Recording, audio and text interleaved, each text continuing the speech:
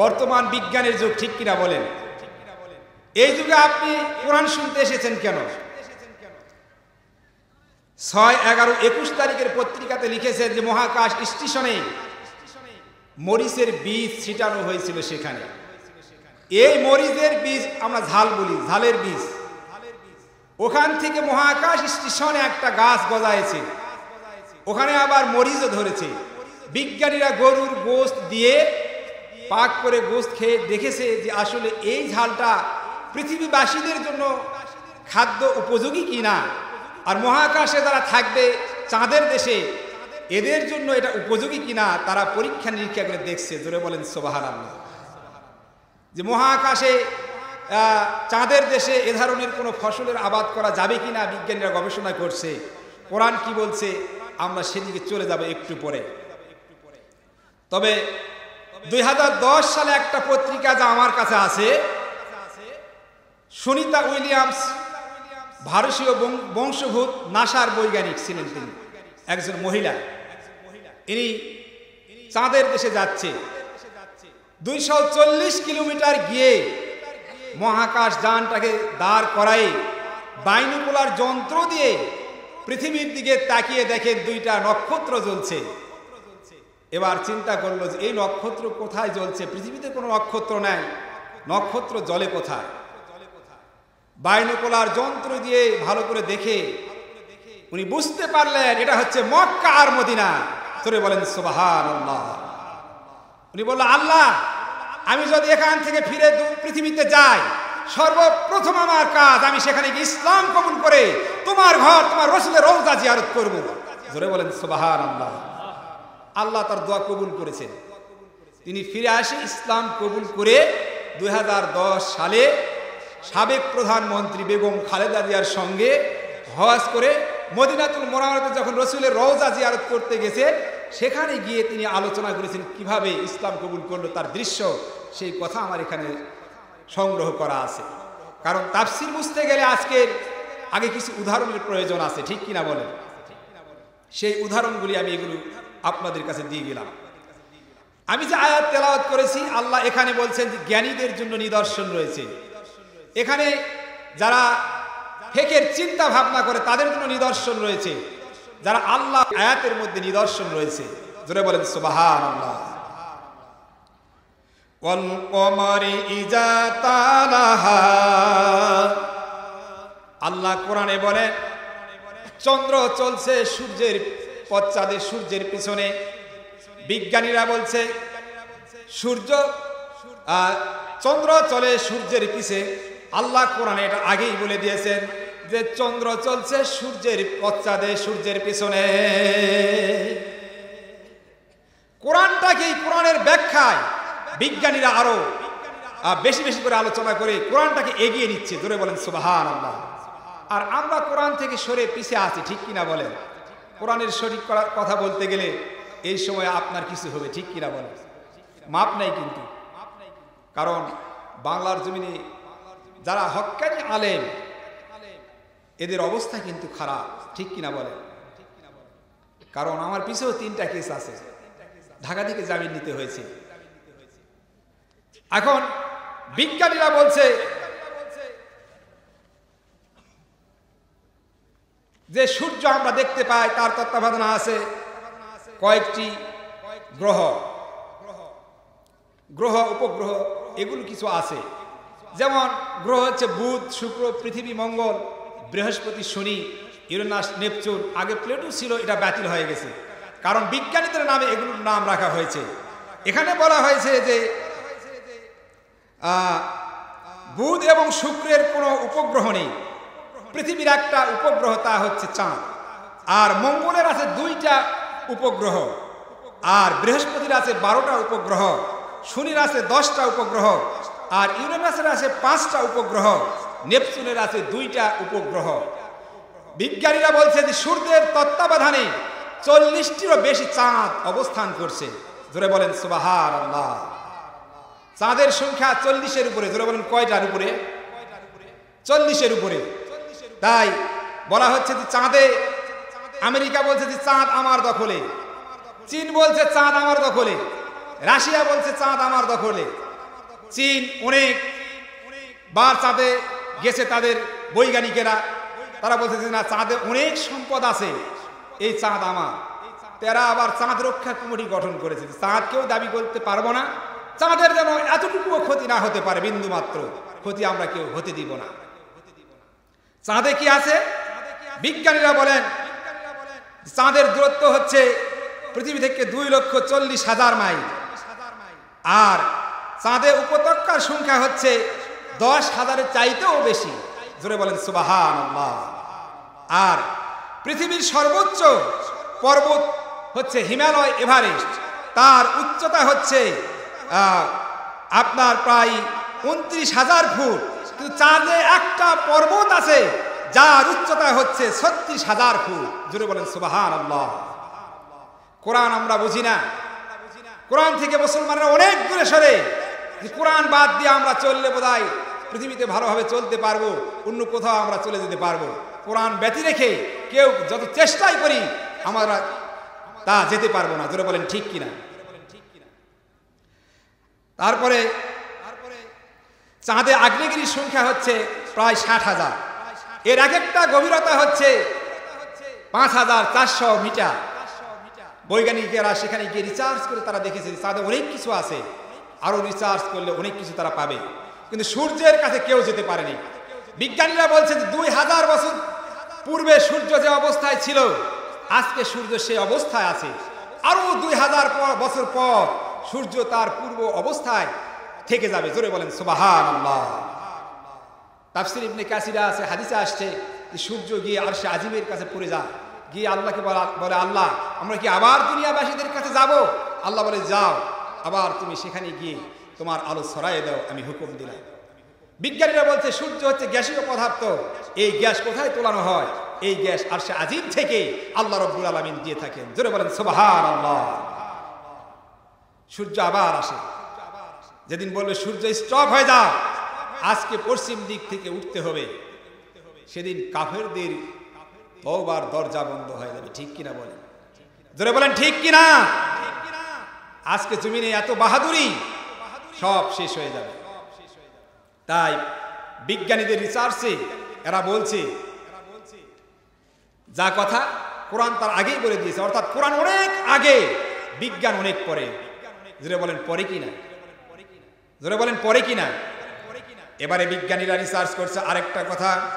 পবিত্র কোরআনুল কারীমে আল্লাহ রাব্বুল আলামিন বলেন ইন্নাল্লাহা লা ইস্তাহি আয়াদুরিবা মাসালাম মা বাউদাতান ফামা ফাওকাহা ফাআম্মাল্লাযীনা আমানু ফায়া'লামুনা আন্নাহুল হাক্কু মির রাব্বিহিম ওয়া আম্মাল্লাযীনা কাফারু ফায়াকুলুনা মাযা আরাদাল্লাহু বিহাযা মাসালান ইউদিল্লু বিহি কাসীরা। ক্ষুদ্র জিনিসের দৃষ্টান্ত দিতে লজ্জাবোধ করি না।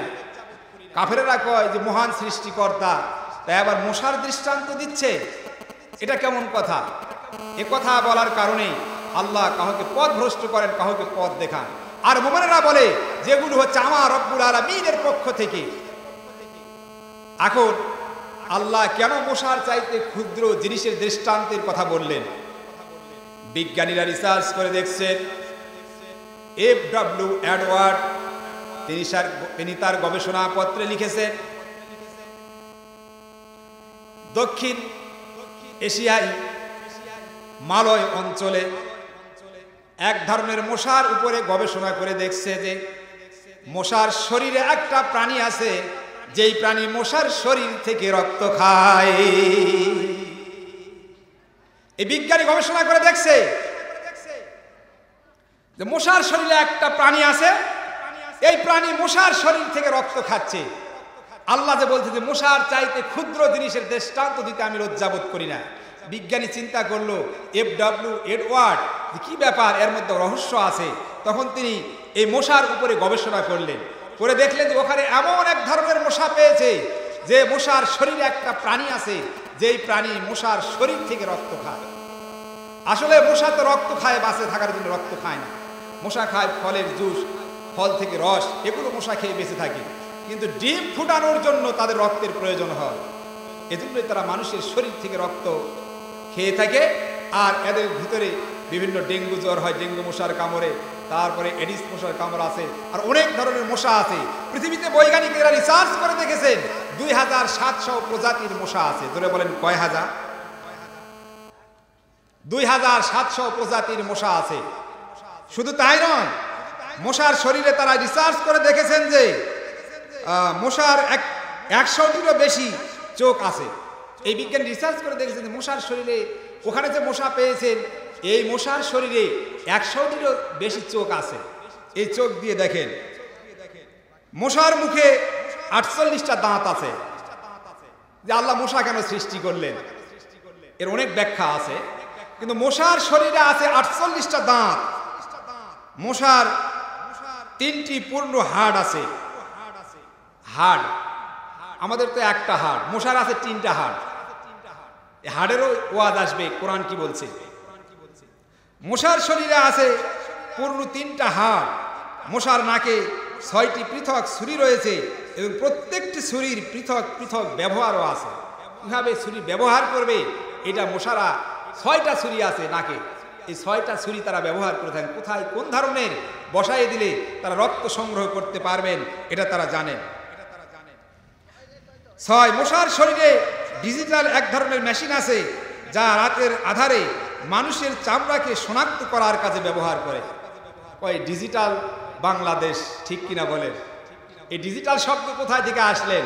এরা না নিয়ে আসার আগেই মশার শরীরে আল্লাহ পাক ডিজিটাল মেশিন দিয়ে দিয়েছেন যা সেট করতে পারে। এই মেশিন দিয়ে দেখতে পারে যে আপনার কোন জায়গায় সেট করলে রক্ত নিতে পারবেন। এবারে প্রত্যেক মশার নিজস্বভাবে অ্যানেস্থেশিয়া দেওয়ার মতো অ্যানেস্থেশিয়া আছে। ওই থোপসা করা বলা হয় না, অ্যানেস্থেশিয়া। ওই থোপসা করে জায়গাটা এমনভাবে কামড় দেয়, রক্ত কখন নিচে নিয়ে উড়ে চলে গেছে বুঝা পায় না, পরে দেখে চুলকে ফুলে উঠছে, ঠিক কিনা বলেন? অ্যানেস্থেশিয়া দেয় সেখানে। তারপরে কি আছে? রক্ত পরীক্ষা করার বিশেষ ব্যবস্থা মশার শরীরে আছে। এরা সব ধরনের রক্ত পছন্দ করে না।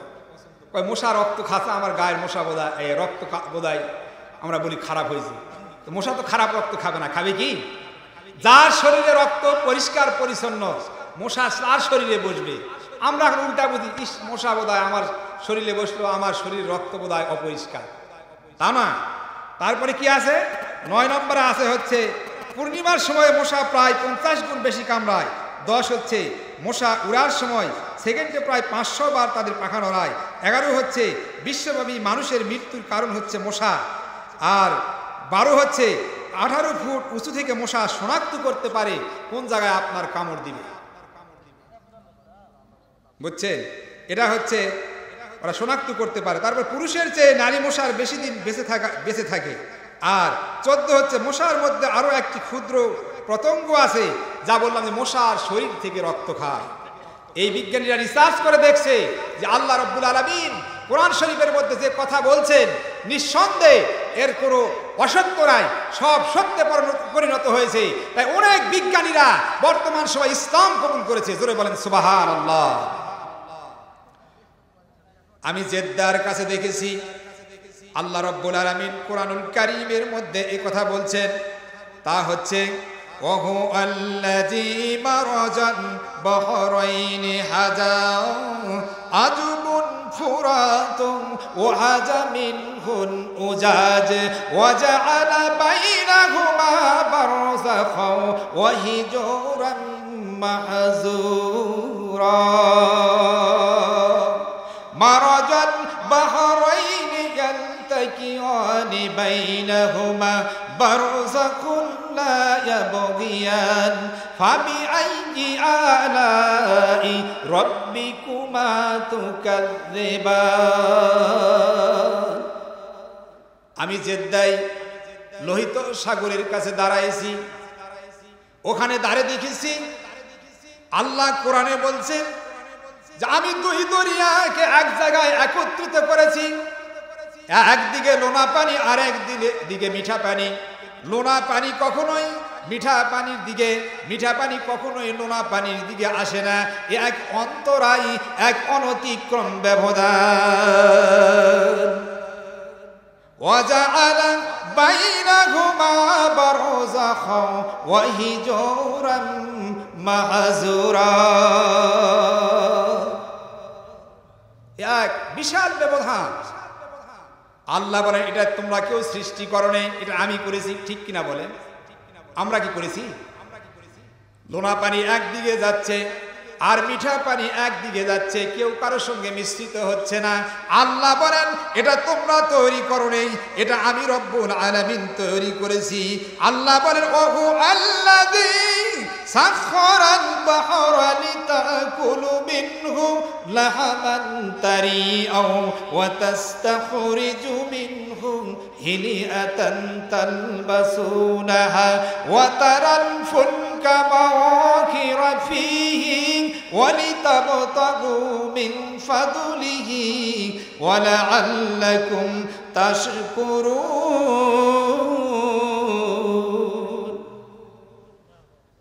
আল্লাহ কোরআনুল কারীমের মধ্যে বলেন, হে পৃথিবীর মানুষ, আমি তোমাদের জন্য সমুদ্রকে নিয়ন্ত্রণ করে দিয়েছি। যদি না নিয়ন্ত্রণ করে দিতাম, সমুদ্রের জোয়ার উঠে ঢেউ তোমাদের বাড়িঘরগুলি শেষ হয়ে যেত। আমি রব্বুল আলামিন সমুদ্রকে তোমাদের জন্য নিয়ন্ত্রণ করে দিয়েছি, যাতে করে তথায় থেকে তোমরা মাছ এবং গোশত আহরণ করতে পারো, খেতে পারো। আর তথায় সমুদ্র থেকে তোমরা যে স্বর্ণ অলংকার, যে তোমরা মণিমুক্তা আহরণ করো, এগুলো দিয়ে তোমরা তোমাদের অলংকার হিসাবে পরিধান করাও তোমাদের মেয়েদেরকে। আর কি করো, সমুদ্রের উপর দিয়ে পানি চিরে নৌযান চলাচল করে, আমি ইচ্ছে করলে ওখানে ডুবায়ে মারে দিতে পারতাম, এটা আমার হুকুমে করেন। ওয়ালিতাবতাগু মিন ফাদলিহি ওয়ালাআল্লাকুম তাশকুরুন। আল্লাহ বলেন যাতে করে আমার অনুগ্রহ তোমরা অনুসন্ধান করতে পারো, আশা করা যায় তোমরা আমার শুকরগুজারি বান্দা হবে। বিজ্ঞানীরা রিসার্চ করে দেখলো, আল্লাহ সমুদ্রের মাছ খাওয়ার কথা কেন বললেন?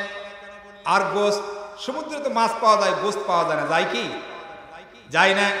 কিন্তু আমেরিকায় ভারত মহাসাগরে যেমন জলহস্তি আছে, ওই সাগরে ঠিক তেমনই জল গরুও পাওয়া যায়। সেখানে ওই গরুরা জলেই বাস করে। সুবহানাল্লাহ বলবেন না? সমুদ্রের মাছ খাওয়ার কথা আল্লাহ রাব্বুল আলামিন কেন বললেন? সমুদ্রের মাছ তো আমরা পাই না, ইলিশ মাছ পাই কি? যদি পাই অনেক দাম, ঠিক কিনা বলেন? কিন্তু বিদেশেরা বসে বাংলার সমুদ্রের মাছ এমনি এমনি পাচ্ছে, ঠিক কিনা বলেন? وهو الذي سخر البحر لتأكلوا منه لحما طريا وتستخرج منه حلية تلبسونها وترى الفلك مواخر فيه ولتبتغوا من فضله ولعلكم تشكرون।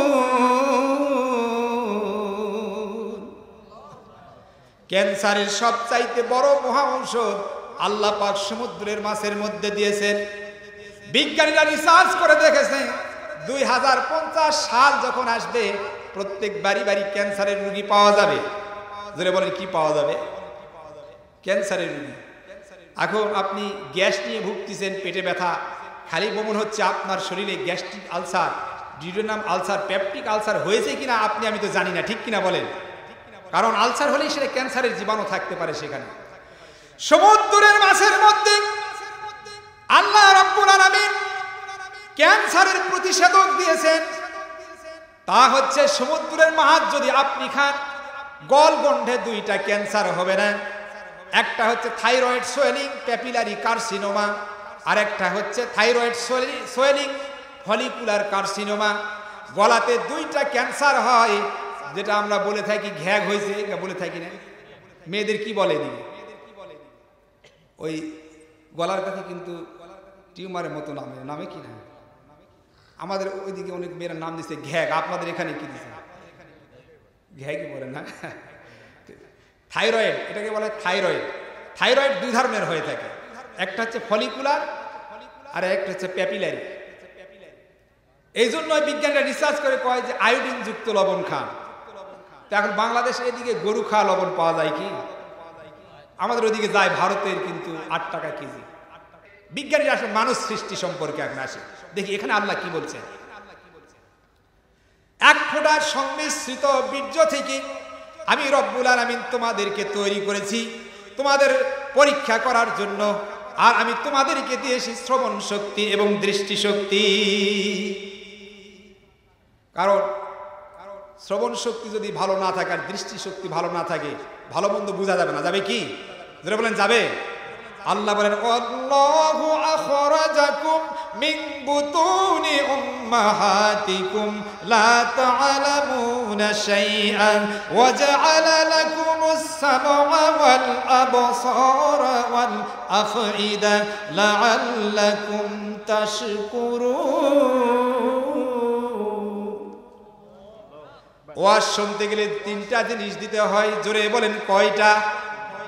জোরে বলেন কয়টা? 3টা জিনিস দিতে হয়। 1 নম্বর শ্রবণ শক্তি। জোরে বলেন কি শক্তি?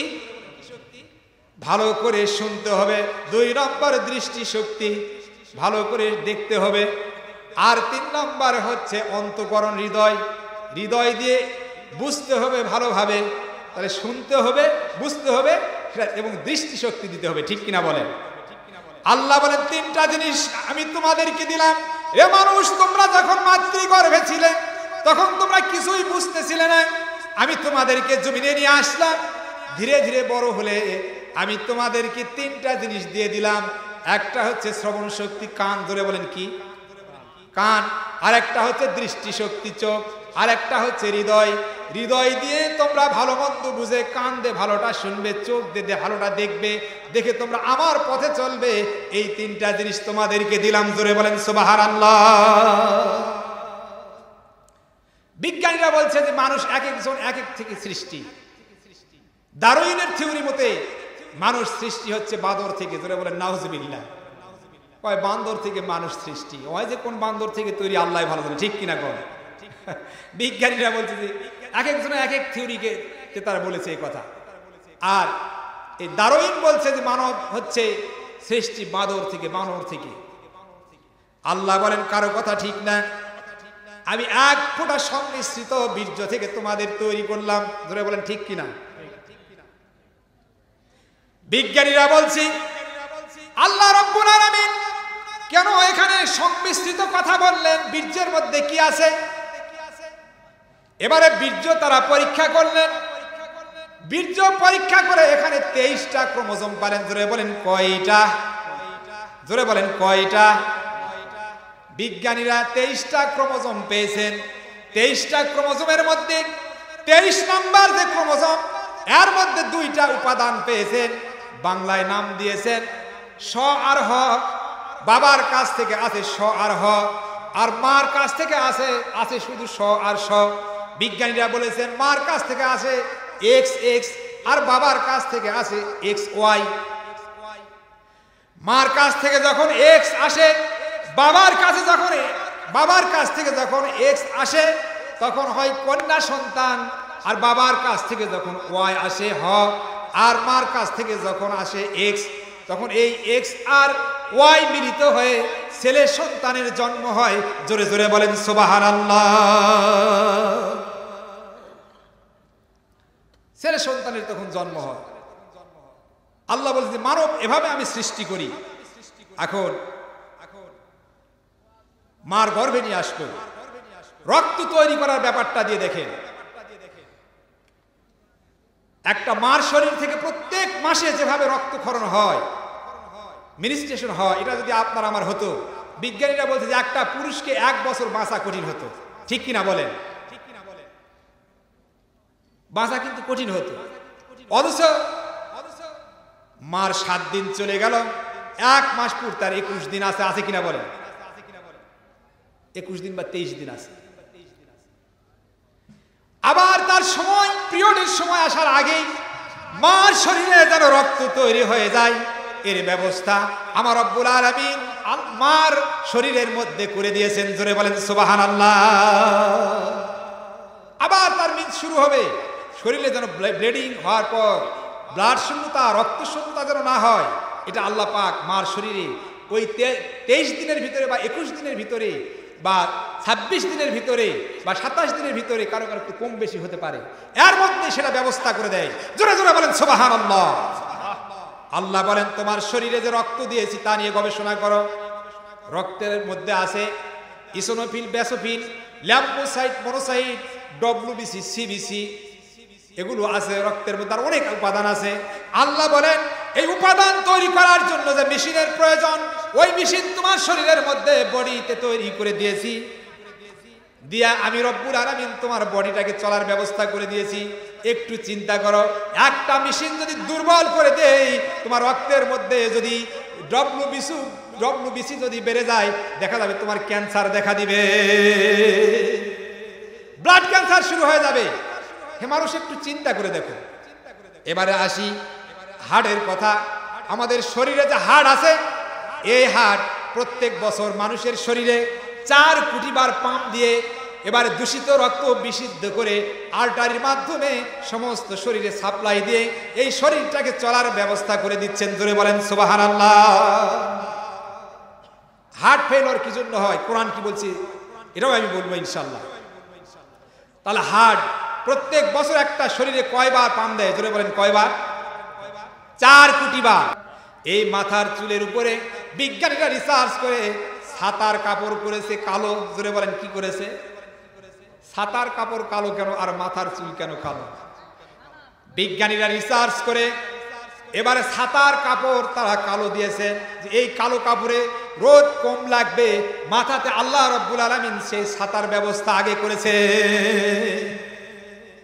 বিজ্ঞানীরা বলছে যে ছাতা নিয়ে আপনি যখন বৃষ্টির বজ্রপাতের সময় চলবেন, ছাতা কিন্তু এভাবে ধরে যাওয়া যাবে না। জোরে বলেন যাবে কি? বিজ্ঞানীদের রিসার্চে যাবে না। ওই যে কতগুলা তেলের গাড়ির মধ্যে দেখবেন পিছনে একটা শিকল দেওয়া থাকে নাকি, লোহার শিকল লটকায় আছে।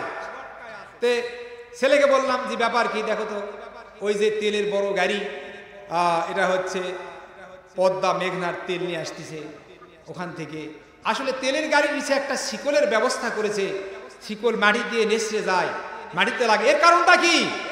ছেলে বিজ্ঞান বইয়ে দিয়ে বলল, আব্বা এখানে আদান নেয় মাটি থেকে, যদি না নিতে পারে তাহলে ওই তেলের ট্যাঙ্কি ওখানে এমনভাবে তেলের ঝাঁকি খেয়ে বাস্ট হয়ে যেতে পারে। জোরে বলেন সুবহানাল্লাহ। বিজ্ঞানীরা বলছে যে আপনি ছাতা নিয়ে বজ্রপাতের সময় যদি আপনি বাহিরে যান, আপনার পায়ে আর ছাতায় একটা আদান তৈরি হয়ে ওই বজ্রপাত সংঘর্ষ হয়ে আপনার উপরে পড়তে পারে। তাই আপনি যদি বজ্রপাতে থাকেন, ছাতা বোঝা বন্ধ করে শুয়ে থাকেন। তবে আমার আল্লাহ কোরআনে বলছে আমার হুকুম ছাড়া কারো উপরে বজ্রপাত পড়ে না। আল্লাহ বলছে আমার হুকুম ছাড়া পড়ে না, এর হুকুম আছে। এবারে আসি কানে কেন এখানে নতি ব্যবস্থা, কর্ণকুহরের ব্যবস্থা আল্লাহ কেন করলেন? আল্লাহ বলেন আমি তাদেরকে শ্রবণ শক্তি দিয়েছি,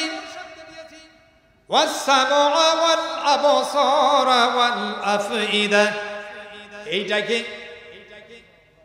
এমন ভাবে সংরক্ষণের ব্যবস্থা আমি রব্বুল আলামিন করে দিয়েছি।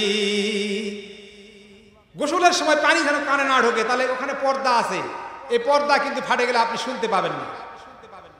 কানে যেন পানি না ঢুকে এর জন্য কর্ণকুহরের ব্যবস্থা করেছে, মাথায় পানি যেন সাত করে পানি নিচের দিকে পড়ে যায়। ঠিক কিনা বলেন? আল্লাহ বলেন রে বান্দা, একটিবার তোমরা গবেষণা করে দেখো, দেখে এবারে তোমরা চিন্তা করে দেখো আমি কিভাবে তোমার বডিটাকে সেট করে দিয়েছি। এরপরও যদি তোমরা আমার কথা শোনার পরও যদি আমার পথ থেকে চলে যাও, তাহলে যখন আমার কাছে আসবে আমি বিন্দু মাত্র টাইম সময় তোমাদেরকে দিব না। জোরে বলেন দিবে কি?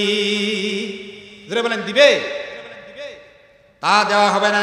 আল্লাহ রব্বুল আলামিন এই জন্যই কোরআনুল কারীমের ভিতরে এক জায়গায় আল্লাহ রব্বুল আলামিন বলছেন রে মানুষ শোনো, রে মানুষ, আমি তোমাদের জন্য শিক্ষার জন্য দিয়েছি, তোমরা একটু শোনো।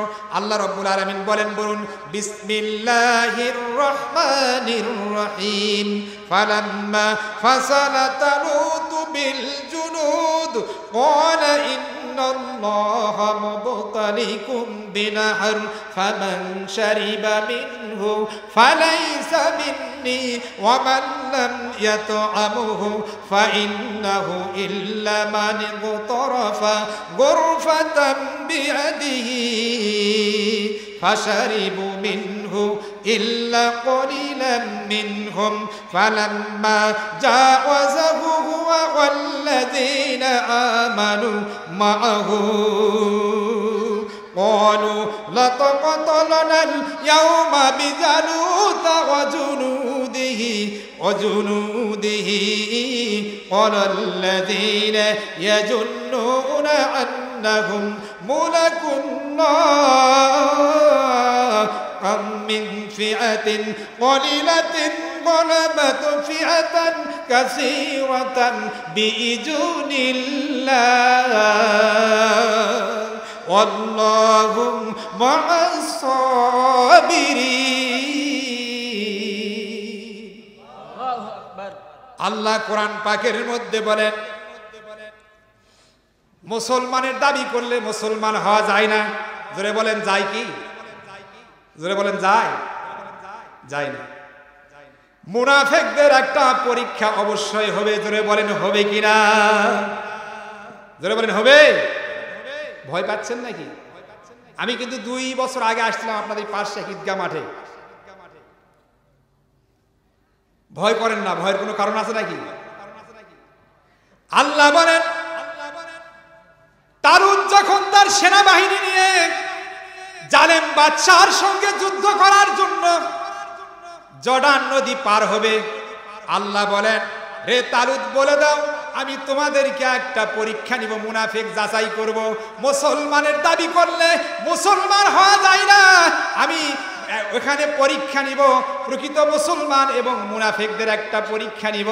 কারণ যুদ্ধ করতে যাবে, ওখানে যায় শহীদ হয়ে বিনা হিসাবে আমার কাছে চলে আসবে, আর আমি তাকে সেখানে খাবার দিব, আমার জান্নাত বিনা হিসাবে দিব, তা হবে না। মুনাফিকদের একটা পরীক্ষা আমি নিয়ে নিব। আল্লাহ কি পরীক্ষা হবে? ইন্নাল্লাহা মুবতালিকুম বিনাহর, একটা নদী দিয়ে পরীক্ষা নিবেন। মুনাফিকের সংখ্যা হলো 1 লাখ। জোরে বলেন কয় লাখ? মোমেনদের সংখ্যা হলো, মুসলমান বাহিনীর সৈনিকদের সংখ্যা হলো 1000। জোরে বলেন কয় হাজার? 1000। আল্লাহ বলেন 1000 জন লাগবে না, এদের আবার পরীক্ষা নিবে। সেটা হচ্ছে ওই জর্ডান নদী দিয়ে।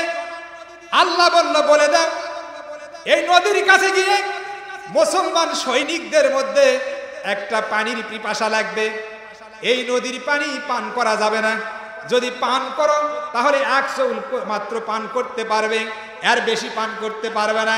1 চৌলের বেশি যদি এই নদীর পানি পান করো তোমাদের পেট ফুলে যাবে, আর যুদ্ধ করতে পারবে না, পেট ফাটে এই নদীর তীরে মারা যাবে। তোমরা কেউ কখনো ভুলেও পেট পূর্তি পানি পান করবে না। পানির তৃষ্ণা লাগে গেল, মুনাফিকেরা কয় নদী আছে, একটু পানি পান করি। মুনাফিকেরা পেট পূর্তি পানি পান করলো, মুমিনেরা পানি পান করলো না। 313 জন ব্যতীত 1000 জনের মধ্য থেকে 313 জন ব্যতীত সকলেই সে নদী পানি পান করলো। তাদের পেট সেখানে বড় হয়ে গেল, পেট ফাটে ওই জর্ডান নদীর তীরে তারা মারা গেল। আল্লাহ বলে, ওরা এতক্ষণ ধরে ইমানদারের দাবি করেছিল কিন্তু ইমানদার না, মুনাফিকদের আমি আল্লাহ পাক পরীক্ষা নিলাম, ওরা ওখানেই রয়ে গেল। এই জন্য আল্লাহ বলছেন, হে তালুত বলে যাও, সে আমার দলভুক্ত নয়, অন্য দলে মুনাফিকে। জোরে বলেন কোন দলে? মুনাফিকে। আল্লাহ বলেন, আমি মুনাফিকদের পরীক্ষা নিলাম, এরা এখানে রয়ে গেল। এই 313 জনের ভিতরে যাদের অন্তরে একটু ইমানের ঝাঁজ কমতি ছিল, তারা বলল, হে তালুত, কেমন করে আমরা 1 লক্ষ সৈন্যের বিরুদ্ধে যুদ্ধ করব? ওই ক্ষমতা তো নাই। কই করো না কেন? আল্লাহ পাক দেখা গেছে ছোট্ট একটা দলকে, ক্ষুদ্র একটা দলকে বড় দলের উপরে বিজয় করে দিয়েছে।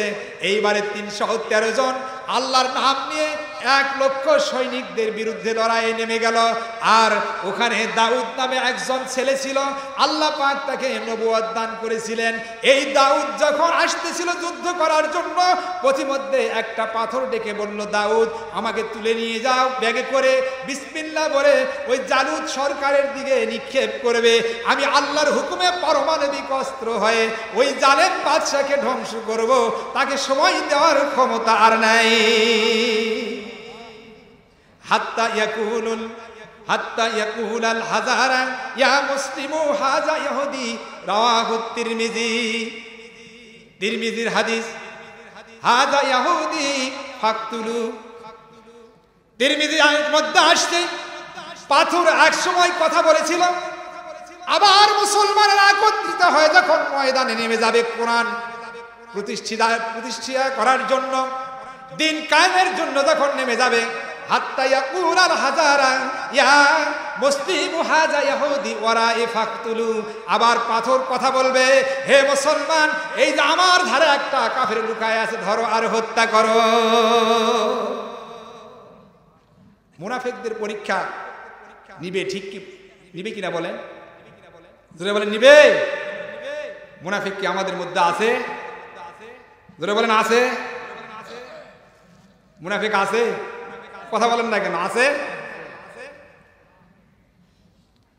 আমাদের ওইদিকে ভোটের তো অনেক সরগম শুরু হয়ে গেছে, তে গরুও কেউ কেউ খিলাচ্ছে। একজন 2টা গরু জবাই করছে আমার গ্রামে। আরেকজন আছে ফতুয়া আছে, কোরআন হাদিস কিচ্ছু জানে না, তে বললো যে ওর সাথে লাগা হবে না, কারণ ও এখন র্যাঙ্কে আছে। ঠিক কিনা বলে? জোরে বলেন ঠিক কিনা? ফতুয়া দিচ্ছে আমরা বেহেশতে যাব না, নামাজ পড়ি হুটা করি আমরা যাব না। কোরআনকে যদি না মেনে নেন জীবন ব্যবস্থা হিসাবে, আপনার অন্তরে যদি সেই শক্তি না থাকে, আপনি যদি কোরআনের বিরোধিতা করে নামাজ রোজা করেন, 5 পয়সা কোনো কাজ লাগবে না। জোরে বলেন ঠিক কিনা? আমি আপনাদেরকে তাফসিরে মারিফুল কোরআন সৌদি আরব থেকে যেটা দিছে, আপনাদের অনেকের মসজিদে আছে, ঘরে ঘরে আছে কিনা বলেন? 259 পৃষ্ঠা সূরা নেসা, বাম দিকে হাসিয়ার লেখা 7 লাইন পরে দেখবেন যে বন্ধুত্বের খাতিরে, আত্মীয়তার খাতিরে আপনি খারাপ লোককে যদি একটা ভোট দেন, আপনার ফরজ নফল কোনো ইবাদত কবুল হবে না, এমনকি আপনি জাহান্নামে প্রবিষ্ট হবে। মারিফুল কোরআন 260 পৃষ্ঠা সূরা নেসা আপনারা দেখে নেবেন। আর 315 পৃষ্ঠার মধ্যে ভোট কাকে দিতে হবে মারিফুল কোরআনে বিস্তারিত আলোচনা আছে। হুজুরেরা সবই জানে, বললেই তো আমাদের এখন জেলখানায় যেতে হবে। ঠিক কিনা বলেন? এবারে আমি সামনের দিকে যাব। মুনাফিকদের পরীক্ষা নিবে। জোরে বলেন নিবে কিনা? জোরে বলেন নিবে কি? একটু কথা বলেন, হা হো বলেন, না হলে তো মনে করবো আপনারা ওই দলে আছেন নাকি। মুনাফিকদের পরীক্ষা আল্লাহ পাক নিয়ে নিবেন, এদের ছাড়া হবে না। জোরে বলেন হবে কি? আল্লাহ কোরআনুল কারীমের মধ্যে বলেন, ওয়া হুয়াল্লাযী ইউরিকুমুল বারকা খাওফাও ওয়া তামআও ওয়া ইউশিউস সাহাবাস সিকাত। আল্লাহ কোরআনে বলছেন, রে মানুষ, আমি তোমাদেরকে বিদ্যুৎ চমকায়ে, বিদ্যুতের চমক দিয়ে আমি তোমাদেরকে ভয় এবং ভীতি আশার সঞ্চার ঘটাই। আর আমি রব্বুল আলামিন বর্ষণমুখী মেঘ সৃষ্টি করেছি। বিদ্যুতের চমক যখন হয়, অনেকে কানত লোক দিয়ে থাকে, আঙ্গুল দিয়ে থাকে। ঠিক কিনা বলেন? যে এত জোরে বজ্রপাত কোথায় যেন পড়বে। বজ্রপাতের মধ্যে ভয় আছে কিনা বলেন? আল্লাহ বলেন এর মধ্যে আবার আশারও কারণ আছে, আমাদের জন্য আশারও কারণ আছে। বিজ্ঞানীরা রিসার্চ করে দেখলেন আল্লাহ রব্বুল আলামিন কেন এ কথা বললেন। বিজ্ঞানীরা রিসার্চ করে তারা দেখলেন যে বাতাসের মধ্যে আছে নাইট্রোজেন। ধরে বলেন কি আছে? বাতাসের মধ্যে নাইট্রোজেন আছে। এই নাইট্রোজেন যখন আকাশে বিদ্যুতের চমক দেওয়া হয়, তখন নাইট্রোজেন নাইট্রেটে পরিণত হয়। এই নাইট্রেটে পরিণত হয়ে বৃষ্টির সঙ্গে বিন্দু বিন্দুতে পতিত হয়ে জমিনে গাছ গছালির জন্য খাবারের ব্যবস্থা হয়ে যায়। জোরে বলেন সুবহানাল্লাহ। আপনি আমি খাবারের জন্য, রিজিকের জন্য অনেক ছুটাছুটি করছি। ঠিক কিনা বলেন? গাছ তো ছুটাছুটি করে না, করে ওই মোড়ে বিশাল বট গাছ, আমের গাছ, জাম গাছ, তারা তো আমাদের মতো দৌড়ায় না, দৌড়ায় কি? অথচ মৌসুমে মৌসুমে ফল দিচ্ছে, ঠিক কিনা বলেন? সুবহানাল্লাহ, সুবহানাল্লাহ। আমের সময় আম, জামের সময় জাম, লিচুর সময় লিচু, অনেক ফল। অথচ তারা তাদের গাছের গোড়াটাও আমরা সার দিয়ে ড্যাব দিয়ে বেঁধে দিলাম না, ঠিক কিনা বলেন? আল্লাহ বলেন বিদ্যুতের চমকের মাধ্যমে, আসমান থেকে বাতাসের মাধ্যমে আমি রব্বুল আলামিন বিন্দু বিন্দু করে তাদের জন্য খাবারের ব্যবস্থা দিয়ে থাকি, যা করে তোমরা ফল ফলাদি গাছ গছালি থেকে তোমরা খেয়ে থাকো। জোরে জোরে বলেন সুবহানাল্লাহ। বিজ্ঞানীরা রিসার্চ করে দেখেছেন যে কোরআন নিঃসন্দেহে আমাদের রিসার্চের আগেই সে কথা বলেছেন। এজন্য কোরআন অনেক এগিয়ে, বিজ্ঞান অনেক পরে, ঠিক কিনা বলেন?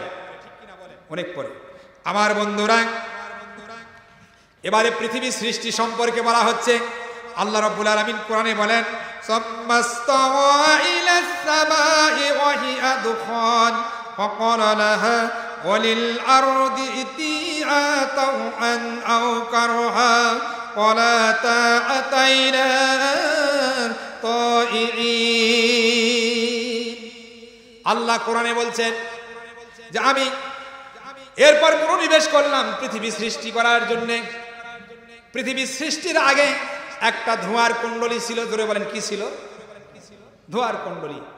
বিজ্ঞানীরা রিসার্চ করে দেখছে পৃথিবী সৃষ্টির আগে এই পৃথিবীটা একটা ধোঁয়ার কুণ্ডলী ছিল। জোরে বলেন কি ছিল? ধোঁয়ার কুণ্ডলী ছিল। আল্লাহ বলল যে হে ধোঁয়ার কুণ্ডলী, তুমি ইচ্ছায় অনিচ্ছায় যেভাবেই হোক তুমি রূপ ধারণ করো। তখন এই ধোঁয়ার কুণ্ডলী বলল আমরা ইচ্ছায় অনিচ্ছায় না, আমাদের রব মহান আল্লাহ রব্বুল আলামিন আমাদেরকে রূপ ধারণ করতে বলল, তাই আমরা আজকে রূপ ধারণ করব। জোরে বলেন কি করব? রূপ ধারণ করব।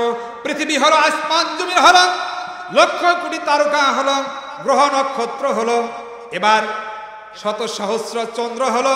আর বিজ্ঞানীরা বলছে যে সূর্য আছে, এই সূর্য সহ এক একটা তারকা, এক একটা সূর্য। জোরে জোরে বলেন সুবহানাল্লাহ।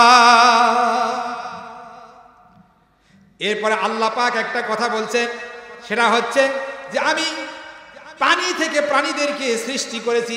জোরে বলেন কি থেকে? পানি থেকে আমি প্রাণীদেরকে সৃষ্টি করেছি। ওয়াজআলনা মিনাল মাই কুল্লা শাইইন হাই আফালা ইউমিনুন। আল্লাহ বলছে যে আমি পানি থেকে প্রাণীদেরকে সৃষ্টি করলাম।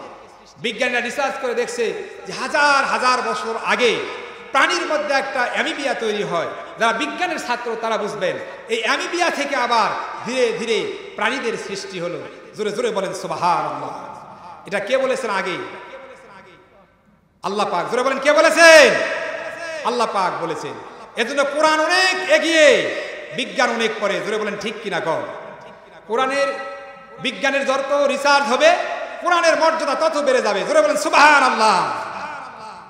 তাই এই কোরআনের পক্ষে থাকার জন্য আপনারা কি রাজি আছেন? করলো শোনো, আমি তোমাকে কিছু প্রশ্ন করতে চাই।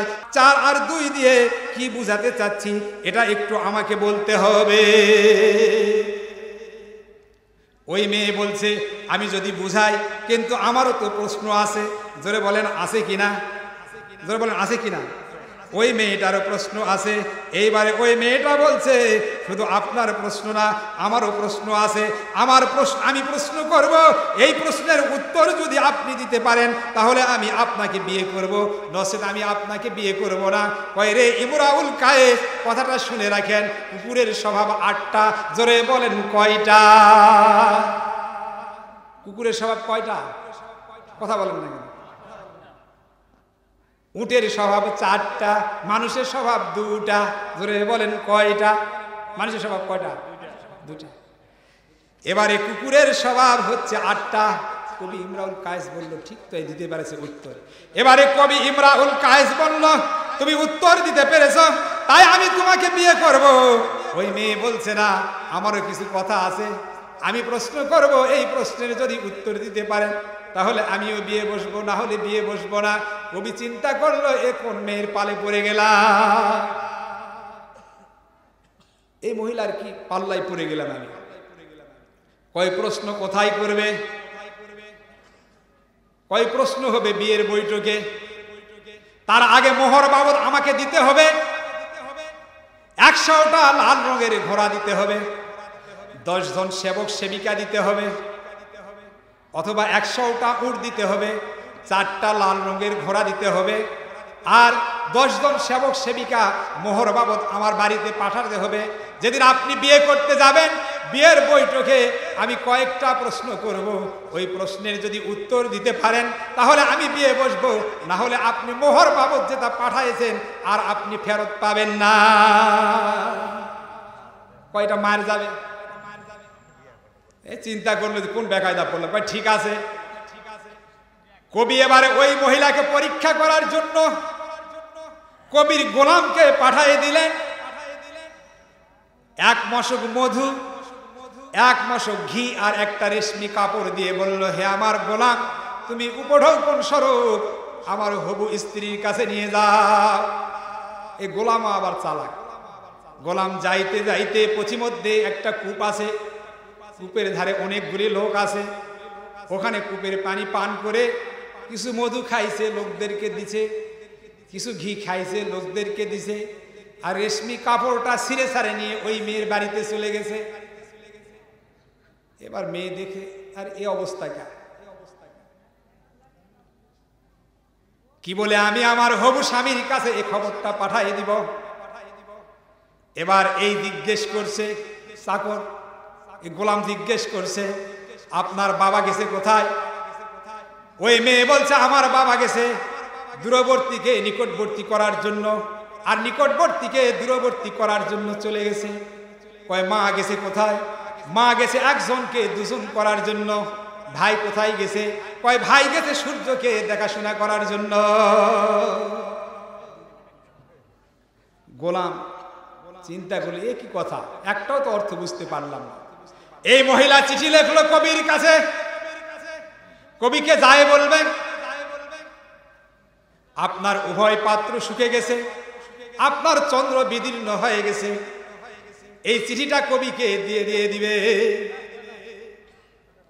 গোলাম এবারে চলে আসলো, আসার পর চিঠি কবিকে দিল। কবি বলছে, গোলাম রে, তুমি আমার সঙ্গে হারামি করছো। কই কি হারামি করলাম? কই ওই যে আমার উভয় পাত্র শুকে গেছে, তার মানে হলো তুমি ঘি আর মশকের পাত্রে ঘি এবং মধু খেয়েছো আর ছিটাইছো, আর রেশমি কাপড় ছিঁড়ে নিয়ে চলে গেছো। তুমি করেছো কিনা? কয় আমি হুজুর আমাকে মাফ করে দাও, মাফ করে দাও। বন্ধুগণ, অনেক ইতিহাস আছে, অনেক কথা আছে। শেষ পর্যায়ে যেটা বলছি সেটা হচ্ছে কুকুরের স্বভাব 8টা।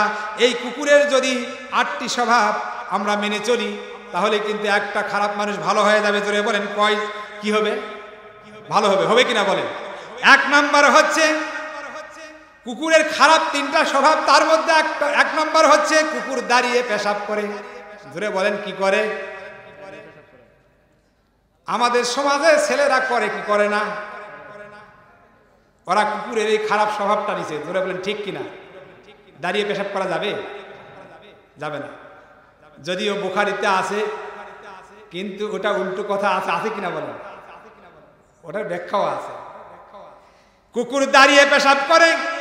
2 হচ্ছে হালাল হারাম বোঝে না।